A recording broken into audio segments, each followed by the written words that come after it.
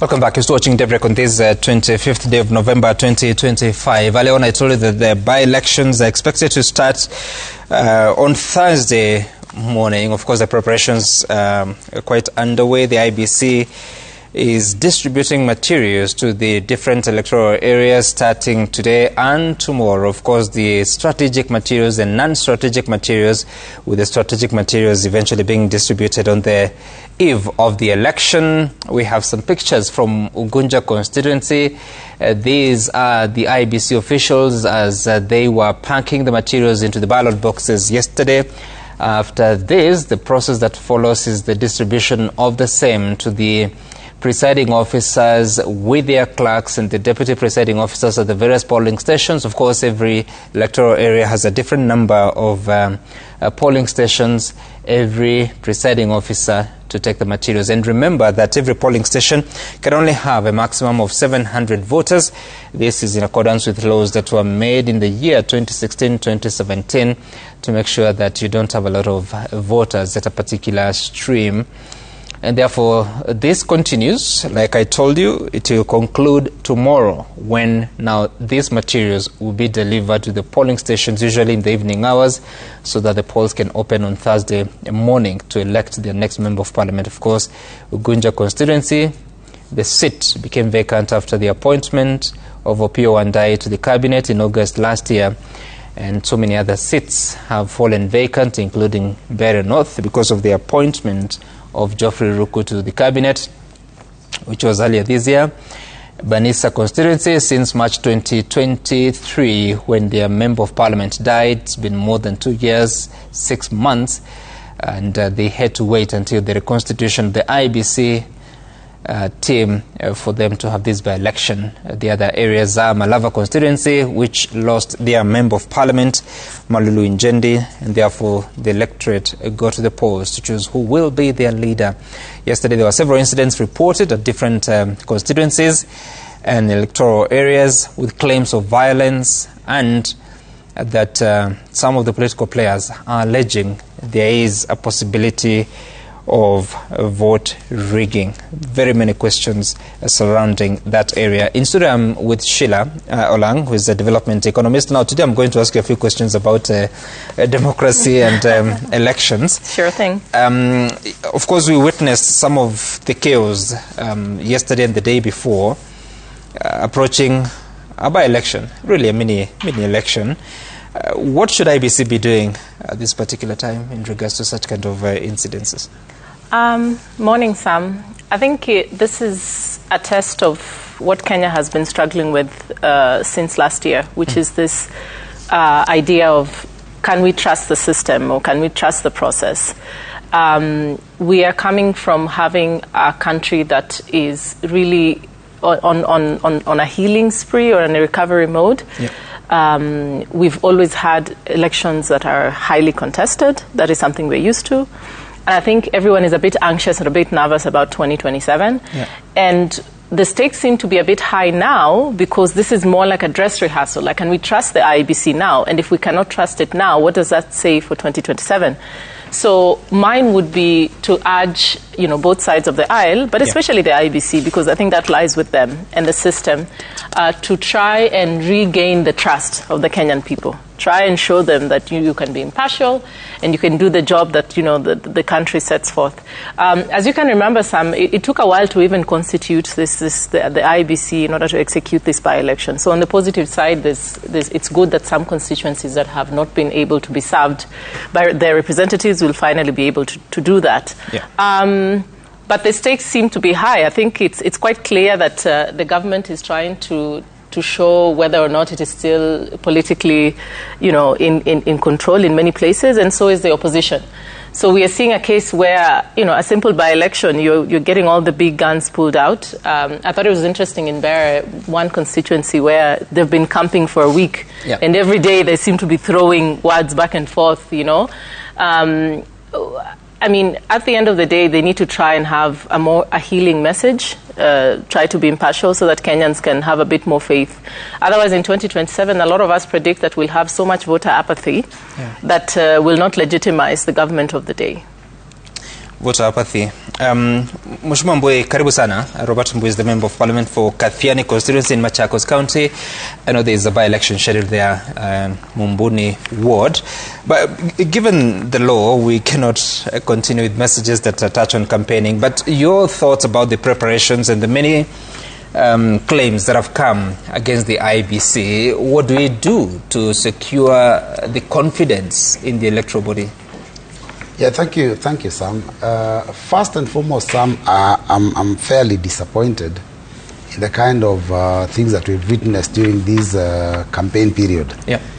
You know, I'm happy that IEBC actually find two candidates, you know, for the political violence in Kasipul. Yeah. But I think some IEBC needs to do a little bit more. I'm of the opinion that there are certain offenses that they need to maybe reach that point where they could disqualify certain candidates. Yeah. Because it doesn't, certain people or specific parties do not have to have a candidate. It's not a must.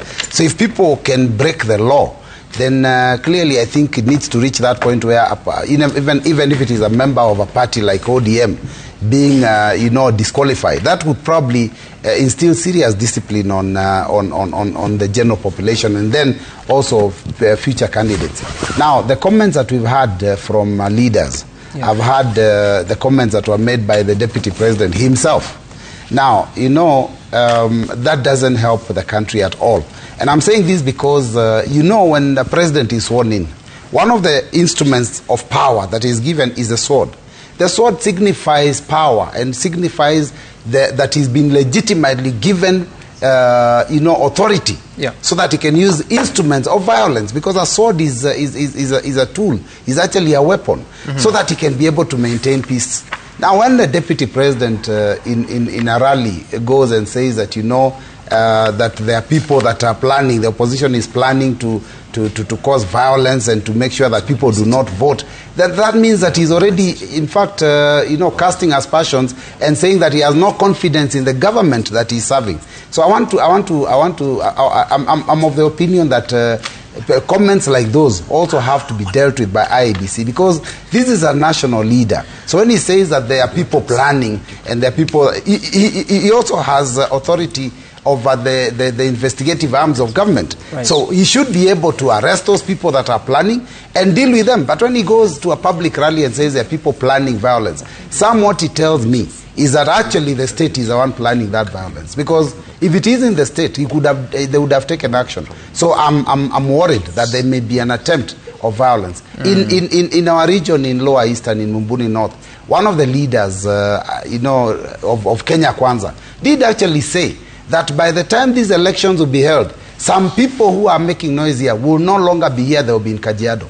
It is in public domain. So why would somebody make such a comment? That means either they'll abduct them or maybe they'll be burying them in Kajiado. The amount of violence, we need to get rid of that. But I think the biggest problem is that, you know, Kenyans are, you know, completely, I think the current situation is that Kenyans are struggling. Yeah. And when people are poor, they get out there to, you know, and fight more than they should for political offices. If you go to the developed nations, some elections come and go. Immediately after people cast their votes, they go home, and that's it. But in Kenya, we campaign for 5 years. Yes. We campaign for 5 years. Immediately after an election, we start campaigns again. So I'm a bit disappointed at what's going on. Okay. Now, Gladys Boss is the Deputy Speaker of the National Assembly. Good morning. Good morning. It's been so long. Yes, it's been long. How have you been? A commercial break. Oh, yes? Yes. That was a long one. You must have made a lot of money out of that break.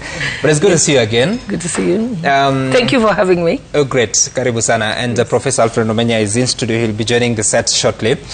We're talking about the by-elections that on Thursday. Very many allegations have come through. Of course, the campaigns are campaigns, but very many allegations of vote rigging plans, voter bribery, violence, people raising questions in the IEBC. If you look at the Standard this morning, it's talking about a partisan IEBC. And one wonders, we really seem to never move to really build confidence in our institutions. What would these by-elections mean for the country, for the IEBC, and the political class? I think, first of all, what it would mean to the country is that we have a new IEBC, a new set of commissioners.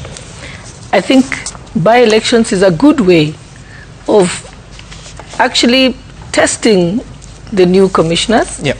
And also seeing, and also for them it's a learning experience, because I remember when I joined the IEBC in 2010, just before the referendum, the 2010 referendum, yeah. having the by-elections was a good training ground for us. It allowed us to test our systems, to see where we went wrong, and we had by the time we were running the referendum, we ran the best ever referendum that it was. We got accolades from people from other electoral bodies. So I think that's what it means. But also, I think so far I'm very impressed with the IEBC. Yep. I saw what they did with Kasibul the other day, where they fined the candidates 1 million shillings each. They made them sign a peace agreement. Right. They signed an agreement to keep the peace because there had been violence there. So I like the hard stand that they took against the candidates. And then I also like the fact that they told the candidates, if you breach it, this time we have fined you. Yeah. But the next time there's any more violence, we are going to actually cancel the elections. The elections are going to be postponed. So that is a very good way to deal with it. And I know that once the candidates realize that they will take the responsibility and bear the brunt of any violence by their supporters, they are responsible, which is the law. I know it, during my time it happened when we had the Makadara by-elections, when Mike Sonko vied for the first time. We had the same situation. And we said to them, we're going to cancel the elections if we hear any more violence. It is your responsibility to ensure that your supporters are not violent. And the moment you do that, it changes the game. And so I've seen in Kasibul, after that there's been a lot of calm on it. Yeah. And on the issue of rigging, you know, I think when people talk about rigging being possible in our elections, they probably don't understand our election system. Because, first of all, the kit that is used in the election is geo-mapped, which means I cannot take that kit and use it in another polling station. I can only use it in that particular polling station. Number two, a person has to arrive at the polling station and put their fingerprint. There is no other way of identifying people. Rigging used to happen when people were being identified just with their ID card number. That was all, or with an identity card. So you could bring an identity card of a dead person. You could go to the polling station 5 times with different identity cards and still vote. Today, the reason why Kenya, after the Kriegler Commission, and I was part of that process when we changed the electoral system, we said, you have to come, the reason why we did the fingerprint and the biometric facial features identification. So if you don't have fingers, you still have your pupil of your eye. Yeah. We still have your facial features to use that as an identification. It has to be confirmed by all the agents when that is done, and it has to be noted in the book. So actually, Kenya has the most safe electoral system. I know I had people talking about saying that, we are going to be doing our own tallying. The thing is, they said that they'll allow Kenyans to tally with them. But remember, we have a QR code on the result form. We have a QR code on the ballot papers. So the moment you finish counting, you fill the result form, all the agents have signed on it, you have announced it verbally, you then scan the QR code, it goes to a public porthole long before it goes to bombers. That is the presidential election. For parliamentary, they are different. No, all results are sent. All results are sent to the portal. And therefore, you saw that in the last elections, the whole world had tallied. By the time we were announcing at Bomas, the results had been tallied. Because every result form is scanned and sent to the QR code. Except, of course, by that time, people are more concerned with the presidential election. Yep. But all results are on the portal. So the results are available for the public. So what the public should just be asking is let us make sure that that portal is functional and it's working and we are able to do it. Okay. All right. I was raising that point about because the electronic transmission is mandatory for the presidential election, and even in 2022, that infrastructure of transmitting the forms from the polling stations to the constituency to the whatever level was not existent for parliamentary and county assembly elections and even governorship. But we'll later see some of the innovations that IBC will come up with. Professor Omenya, good morning. Good morning, Sam. Your thoughts about the by-elections and what we've just witnessed as we're ready for Thursday? Yeah, I think I would agree with Senator here.